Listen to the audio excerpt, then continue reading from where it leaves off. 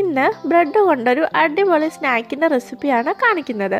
കുട്ടികൾക്കും മുതിർന്നവർക്കും ഒക്കെ ഒരുപോലെ ഇഷ്ടപ്പെടുന്ന ടേസ്റ്റിലുള്ള നല്ലൊരു സ്നാക്കാണിത്. പെട്ടെന്ന് തന്നെ റെഡിയാക്കി എടുക്കാനായിട്ട് പറ്റും. അപ്പോൾ എപ്പോഴും പറയുന്ന പോലെ തന്നെ ചാനലിൽ ആരെങ്കിലും പുതിയതായിട്ട് വന്നവരുണ്ടെങ്കിൽ പ്ലീസ് ഒന്ന് സബ്സ്ക്രൈബ് ചെയ്ത് സപ്പോർട്ട് ചെയ്യണേ. അപ്പോൾ ഇത് നമുക്ക് എങ്ങനെ റെഡിയാക്കുന്നത് നോക്കാം.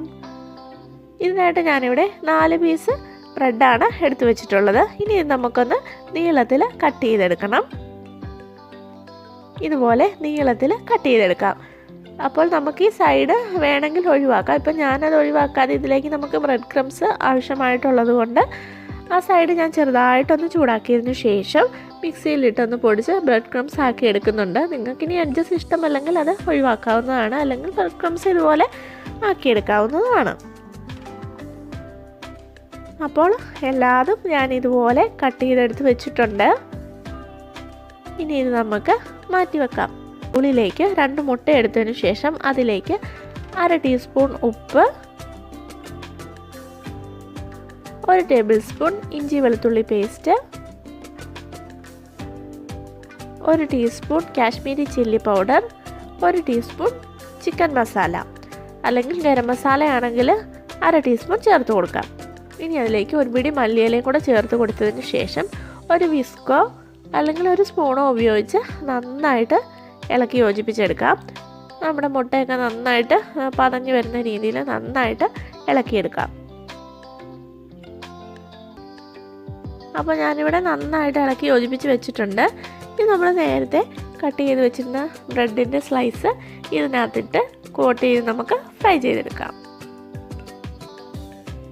നേരത്തെ കട്ട് ചെയ്തിരുന്ന ഓരോ സ്ലൈസ് ബ്രെഡും നമുക്ക് ഇതുപോലെ ഒന്ന് കോട്ട് ചെയ്തെടുക്കണം. അപ്പോൾ ബ്രെഡ് പെട്ടെന്ന് അലിഞ്ഞു പോവുകയോ പൊട്ടിപ്പോവുകയോ ഒന്നും ചെയ്യില്ല. അതുപോലെ ബാറ്ററിൽ മുക്കിയതിന് ശേഷം ബ്രെഡ് ക്രംസിൽ ഇതുപോലെ കോട്ട് ചെയ്തെടുക്കണം.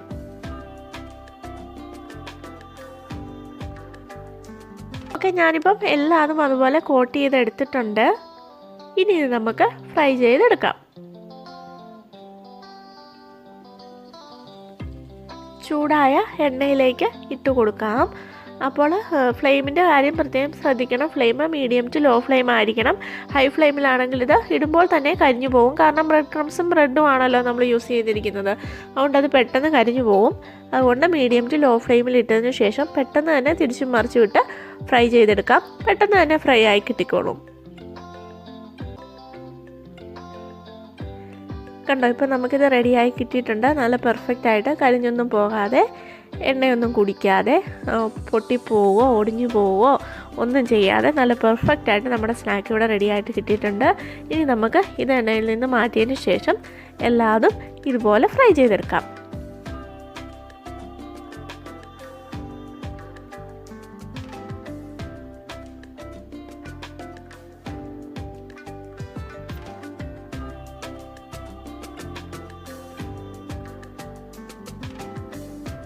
അപ്പോൾ ഞാൻ എല്ലാതും ഇതുപോലെ ഫ്രൈ ചെയ്തെടുത്തിട്ടുണ്ട്. കണ്ടോ, കാണുമ്പോൾ തന്നെ നല്ല ഭംഗിയിൽ നല്ല കളറോട് കൂടി നമ്മുടെ സ്നാക്ക് ഇവിടെ റെഡി ആയിട്ടുണ്ട്.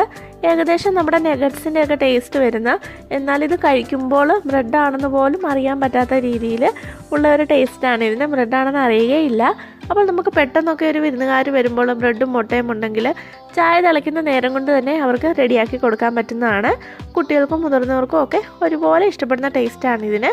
അപ്പോൾ നിങ്ങൾ എല്ലാവരും ഈ ഈസി സ്നാക്ക് ഒന്ന് ട്രൈ ചെയ്ത് നോക്കുക. Okay, thank you.